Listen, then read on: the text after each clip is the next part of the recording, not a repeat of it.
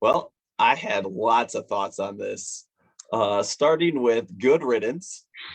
I will be very happy if he does not play for the Packers ever again.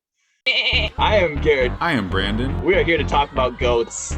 So we're going to talk about, discuss, debate the greatest of all time, Barry Sanders. with Damian Tomlinson. You're listening to the Goat Herders podcast, where we herd the greatest of all time. All right, welcome back to the Goat Herders podcast. We got a lot of fun stuff going on today. What's up, Brandon? And I'm Garrett. So today I'm going to hit Garrett with one of the big burning questions right now. Aaron Rodgers had a rumor leak about not wanting to ever play for the Packers ever again, which is kind of the big news. And it kind of hit me. I was kind of wondering, what would a Detroit Lions fan think about this? So Garrett's going to kind of break down the situation and talk about, as a Detroit Lions fan, what does he think about one of the greatest of all time Packers saying, I'm out. I don't want to ever play here again. Well, I had lots of thoughts on this. Starting with good riddance. I will be very happy if he does not play for the Packers ever again. As Brandon said, he is probably one of the greatest of all time Packers, definitely in the top 5, maybe top 10, because they've had so many greats. But I'm going to break it down into a couple things. The first one is when I originally heard about this and was talking with Packers fans. Their comment on it is that the Packers were not drafting any big names for him to use, any big tools, any big wide receivers, and he was really upset about that. That was the first thing I heard from fans. So I originally went and looked and was like, all right, if you're going to be a greatest of all time, I'm going to compare you to a greatest of all time. So I went and looked at the Patriots draft picks over the past 10 years and compared them to the Packers draft picks over the past 10 years. Now, a lot of those picks were defensive. They were DNs, they were cornerbacks, they were linebackers, all in the top 3. I looked at the first 3 rounds, what players they were taking. And when I looked at the Packers, they have had 4 wide receivers in the first 3 rounds in the past 10 years. The most recent was Amari Rodgers, who they drafted this year in the 3rd round. Before that, they drafted Ty Montgomery in 2013 as the 94th pick overall. It was very good. And what was that? It was very good for them. Yeah, he was a multi-position player. He played running back for them when they didn't have running backs because they've had some running back woes. He played wide receiver. He was a returner. He did lots of stuff for them. Before that, you might recognize the name Devontae Adams. He was drafted 53rd overall in 2012. Dominant. Phenomenal wide receiver that they've had. And then the year before that, they drafted Randall Cobb. Again, dominant. Another dominant player that has been, he was with them for quite a long time and traded him away. Mm-hmm. Then you look at who the Patriots have drafted, and I thought I had 3, but I was not coming up with a 3rd one. The only 2 wide receivers that I found that they drafted in the last 10 years in the first 3 rounds was N'Keal Harry in 2019 as the 32nd pick. He was the last pick of the first round. And Aaron Dobson in 2013, who I did not really recognize his name. So I didn't. Not a lot. He didn't do a lot. Feel like he didn't really do that much. Now, you can make the argument that, the Patriots picked up guys like Randy Moss and Antonio Brown and all of that and picked up those tools. But Randy Moss was there for, a year, maybe 2? Mm-hmm. And Antonio Brown was there for a game. Yeah. Rodgers took players that were middle tier wide receivers at best and made them be who they were, like Julian Edelman. You mean Brady? Like Brandon Tate. Like, these wide receivers were not going to be big names anywhere else. Tom Brady made them who they were. He took Wes Welker and Yes. made Wes Welker from a borderline Pro Bowl player to one of the top 3 receivers for a couple years there. I was forgetting that name. Yeah. So that was my original reaction. Looked up stats on that and was like, the Packers have drafted more wide receivers than the Patriots did. Then I went and started reading some articles on dove deeper into what Aaron Rodgers' real beef was. And what I was finding there is that his real beef is not really with those draft picks. It's more with one specific draft pick last year in Jordan Love. And Rodgers' feelings of hatred or whatever you want to call it towards the Packers right now centers on Brian Gutekunst, their GM. And it's pretty much boiling down to either he's got to go or Rodgers is going to go.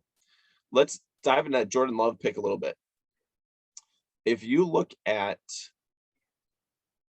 what the Packers were doing, it was a split second reaction decision that they did not share with Aaron Rodgers. And he was really salty about that. After being their quarterback for over the past, I don't remember how many years, after he filled in for Favre and them not really having a backup since then, them going to trade up to get a quarterback, I can see how that would hurt. I can see how being one of the top tier quarterbacks in the league and your team goes out in the first round and trades up to get a quarterback. I understand where that's going to hit you in the wrong spot. I'm going to jump in here because this is something about this situation that honestly just ticks me off. Because Aaron Rodgers, the same freaking thing happened with him and Brett Favre.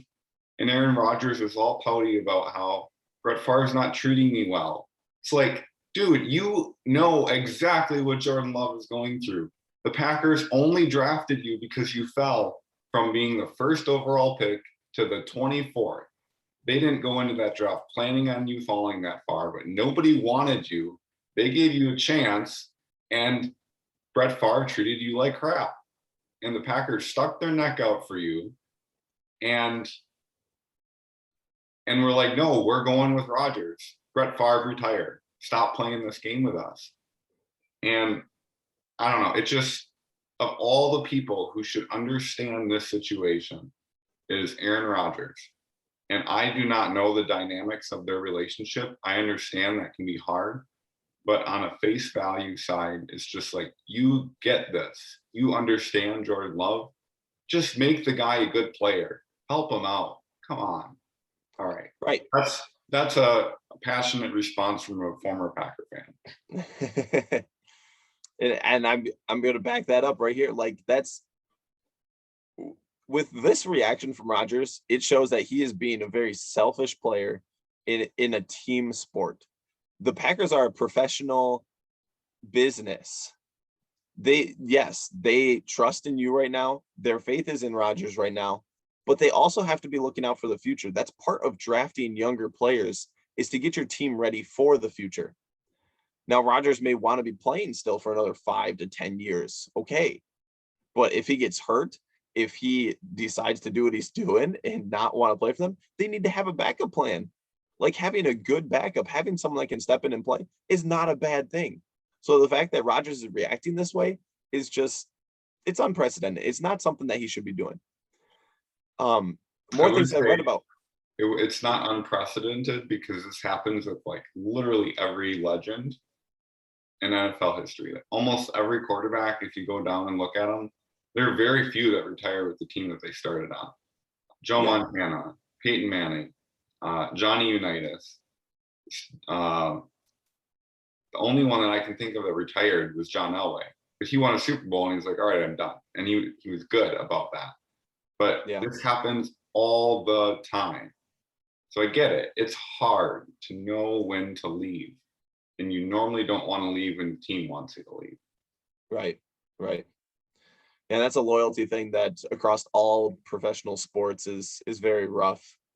And something that makes me sad when I think about it, is that how are the players loyal to the team, or are they loyal to themselves and just looking out for themselves? But LT had the same thing happen to him, and he was like, you know what? I'm gonna just go play. He didn't make a big stink out of it. They drafted Ryan Matthews and said, we're moving on. Like, it's been great, but you're not a number one running back anymore. And he played 2 years for the Jets, and then he said, all right, I'm not as good as I could be anymore. I'm done. He didn't stick around for 7 years going, I'm going to just keep playing because I love it. He's like, I'm going to get out. I'm not the greatest of all time anymore. I'm just done. Barry Sanders, similar. I mean, there's other things going on there, but he got out when he was great and then done. Yep. All right. The final thing that I'll wrap up with then is that this situation, or where is this situation going? If we want to look back to 2011, add another quarterback in Carson Palmer. A very similar situation happened with them when Andy Dalton was drafted, and Carson Palmer was not happy about that and not happy with the Bengals. And he's like, I want out. I want traded. I want to a different team. And the Bengals said, no, like, we're not getting rid of you. You're staying with us. So what he did, under the direction of his agent, David Dunn, who is also Rodgers' agent. Ding, ding, ding. Carson Palmer retired. And it just so happened that at the same time, the Raiders were looking for a quarterback. And because of how Andy Dalton performed in that year that Carson Palmer retired, or it was the year before, I'm not sure which, the Bengals were a little bit more okay with, we'll let Carson Palmer go because now we have Andy Dalton and he's coming up. So that they were able to split ways a little easier because the Bengals were happy with who was replacing them and Carson Palmer was happy to get out of there. So that kind of worked out. In this situation, if Jordan Love does not perform up to the expectations of the Packers, it's going to be really hard for Rodgers to get out of there.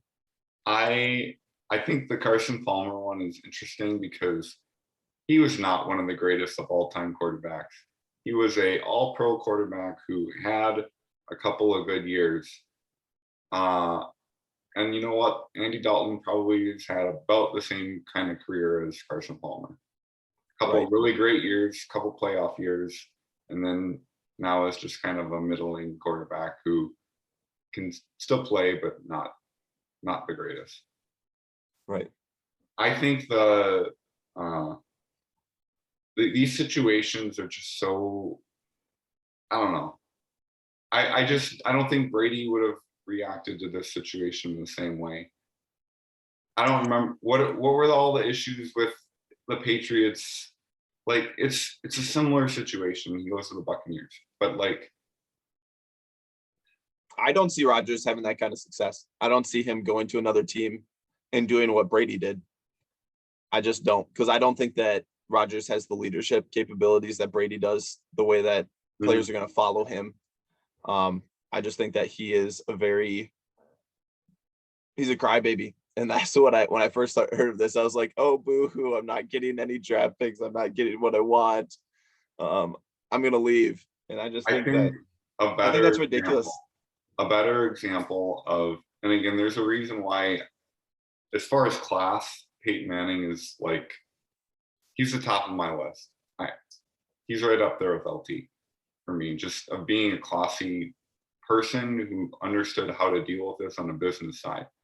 When he went to the Broncos, he did not rip the Colts. He's like, I get it. Andrew Luck is awesome. But yeah. I'm going to go somewhere who's also going to love and respect me. And guess what? He found John Elway, who was in leadership there. And he's like, yeah, this is the place. And then he goes and wins the Super Bowl. Mm-hmm. And I agree with you. I don't know that Rodgers is going to be able to do that. Maybe if he goes to the right team with the right weapons, he could put a team above. But if it's not a perfect situation, this isn't Peyton Manning. He's not on that level. Right. I did want to jump back to the Brady thing. I forgot about this. With Jordan Love being the slight difference is that the Packers traded up to get Jordan Love without telling Rodgers. I don't know what was relayed to Brady, but in 2014, the Patriots took Jimmy Garoppolo in the second round. Then 2 years later, they took Jacoby Brissett in the third round. And those are two quarterbacks that have learned from Brady, developed from Brady, and are now and have been starting quarterbacks for different teams. And both did decent in I think were those the two quarterbacks? I know Garoppolo was one. I don't remember who the other one was during the Inflategate where Brady was out for the first 4 games, and they still went like 3-1 or 4-0. Probably would have been Garoppolo if anybody. I don't Yeah, think. I know it was got really Garoppolo. I played don't remember for who him the that second much. one was because I thought that he got hurt, or the other one got hurt. But either way, like those are two quarterbacks that Brady just took under his wing and said, "All right, guys, here's the deal. This is how this works." Mm-hmm. And they learned from him.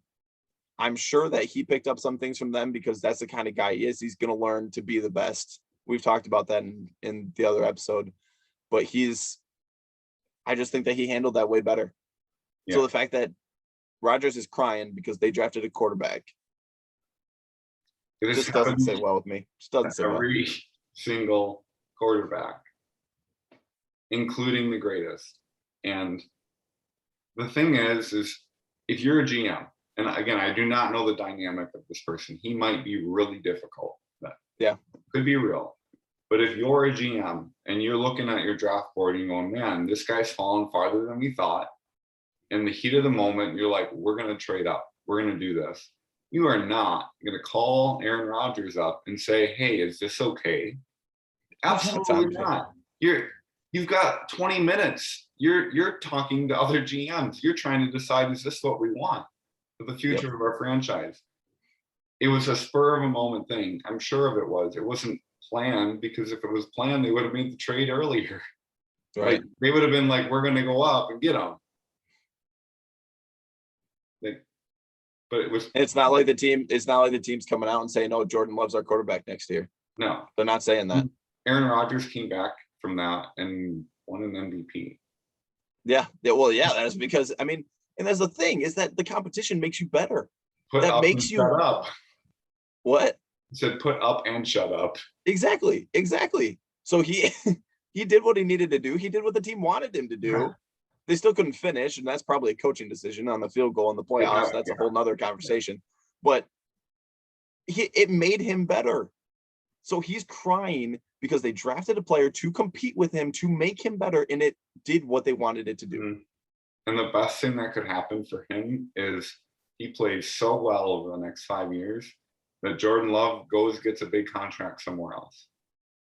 Yep. And then they draft somebody else. That's how it is. Like, what if he cries his way out, then he's done. That is it. I don't know. That's all I gotta say. He's a big crybaby. No. And I hope he goes somewhere else and does not succeed. That's where I'm at with it. What about if he came to the Lions? I would cry. I would cry so much. Dude, there's no way. They've got Jared Goff. They just made that huge trade. Yeah. I don't want to see that happen. I don't want to even talk about that happening. Yeah. I was very happy, and that's it. Never mind. Sorry, different episode. I could see him going to the. I feel like he'd want to go to the Vikings or the Bears just to stick it to the Packers, just like Favre did. Just like Favre, but I don't know. I don't think either one of them has an opening. I was talking with the guys at work about this. Washington is literally the only team right now that could potentially be interested in him, because all the other teams have a quarterback that they are now invested in, unless someone gets hurt. Yeah, and people kind of thought about that with Manning and Tebow. Like, Tebow had a pretty decent year, and then we were like, well, we have a chance to get Manning. Goodbye, Tebow. And it kind of ruined his career.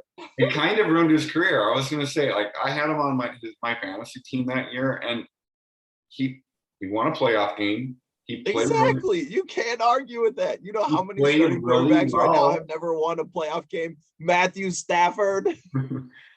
But yeah, Manning comes there 1 year. They get rid of Tebow because they didn't want all the drama surrounding both of them being there.